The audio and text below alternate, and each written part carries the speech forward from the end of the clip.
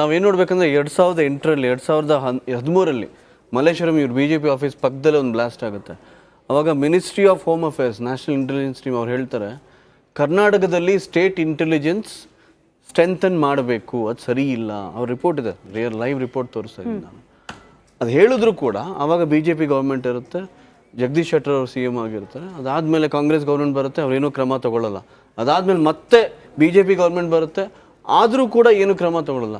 ಕಳೆದ 7 ಬಾರಿ ಏನು ಬಾಂಬ್ ಬ್ಲಾಸ್ಟ್ ಆಗಿದಾರಲ್ಲೋ ಅಲ್ಲಿ ಡಿಪಾರ್ಟ್ಮೆಂಟ್ ಅವ್ರು ಕ್ಲಿಯರಾಗಿ ಹೇಳ್ತಾರೆ ಅಮೋನಿಯಂ ನೈಟ್ರೇಟ್ ಆ ಪದಾರ್ಥನ ಬ್ಯಾನ್ ಮಾಡಬೇಕು, ಈಸಿಯಾಗಿ ಅವೈಲಬಿಲಿಟಿ ಬಿಡಬಾರ್ದು ಅಂತ ಈ ಆರ್ಡ್ರಲ್ಲಿ ಬರೆದಿದ್ದಾರೆ.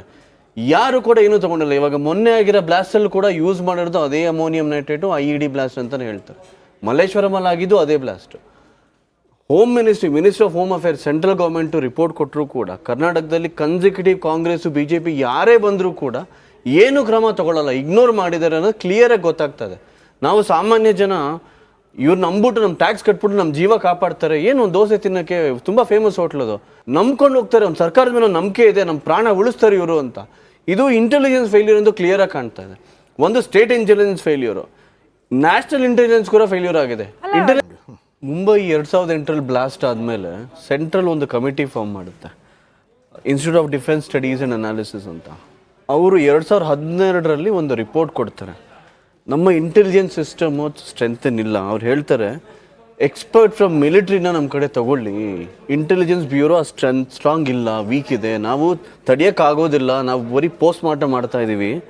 ಮತ್ತು ಅಲ್ಲೂ ಕೂಡ ಕರಪ್ಷನ್ ಇದೆ, ಕ್ಯಾಗ್ ಆಡಿಟ್ ಆಗಬೇಕು, ಸರಿ ಕ್ಯಾಗ್ ಆಡಿಟ್ ಮಾಡಿ ಅವ್ರ ಆಪರೇಷನ್ಸ್ನ ಚೆಕ್ ಮಾಡಬೇಕು, ರಿಪೋರ್ಟ್ ಕೊಡ್ತಾರೆ.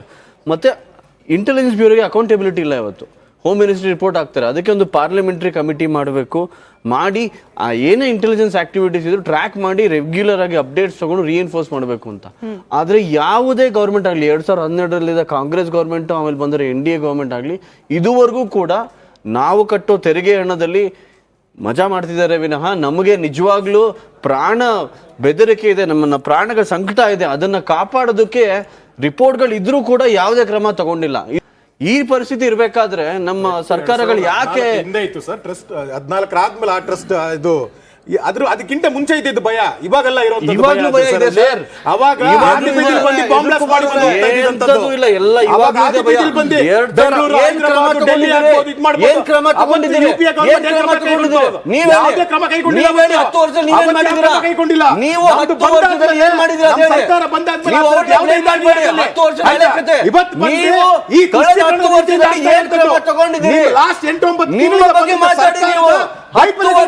ನ್ಯಾಷನಲ್ ಬ್ಯೂರೋ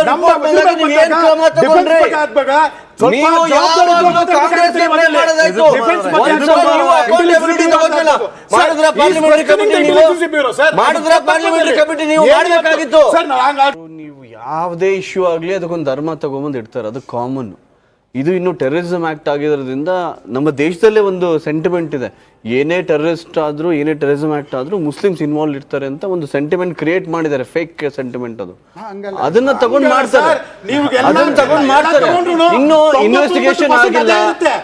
ಅದ್ರ ಪರವಾಗಿ ಮಾತಾಡಬೇಡಿ ನೀವು ಅದಲ್ಲಿ, ಆಯ್ತಾ? ನಿಮ್ಮ ಪ್ರತಾಪ್ ಸಿಂಹದವರು ಕರ್ಕೊಂಡು ಹೋಗಿರೋ ಪಾರ್ಲಿಮೆಂಟ್ಗೆ ಯಾರು ಪಾರ್ಲಿಮೆಂಟ್ ಹೋಗಿ ಬಾಂಬ್ ಬ್ಲಾಸ್ಟ್ ಮಾಡಿರೋ ಯಾರು?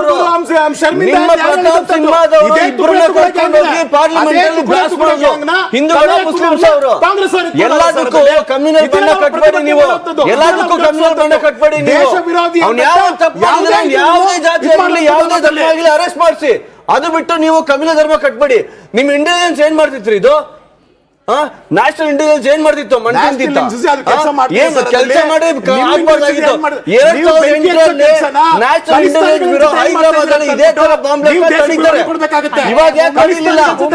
ಇವಾಗ ಯಾಕೆ ತಡೀಲಿಲ್ಲ? ನಿಮ್ಮ ಫೇಲ್ಯೂರ್ ಮುಚ್ಚಾಕೊಳ್ಳೋದಕ್ಕೆ ನೀವು ಬೇಕು ಅಂತ ಹೈದರಾಬಾದ್ ಅಲ್ಲಿ ಮಾಡ್ತೀರಾ ನೀವು, ಹೈದರಾಬಾದ್ ಅಲ್ಲಿ ಮಾಡ್ತೀರಾ. ಮುಂಬೈ ಕ್ಲಾಸ್ ಅಲ್ಲಿ ಹೇಳ್ತಾರೆ ಈ ಕಡೆಯಿಂದ ಅಟ್ಯಾಕ್ ಆಗುತ್ತೆ ಅಂತ ನ್ಯಾಷನಲ್ ಇಂಟೆಲಿಜೆನ್ಸ್ ಬ್ಯೂರೋ ಹೇಳ್ತಾರೆ 2008ರಲ್ಲಿ. ಇವಾಗ ಯಾಕೆ ನಿಮ್ಮ ಬ್ಯೂರೋ ಹೇಳಿಲ್ಲ? ಉತ್ತರ ಕೊಡಿ. ಯಾವುದೇ ಕಾಳಜಿ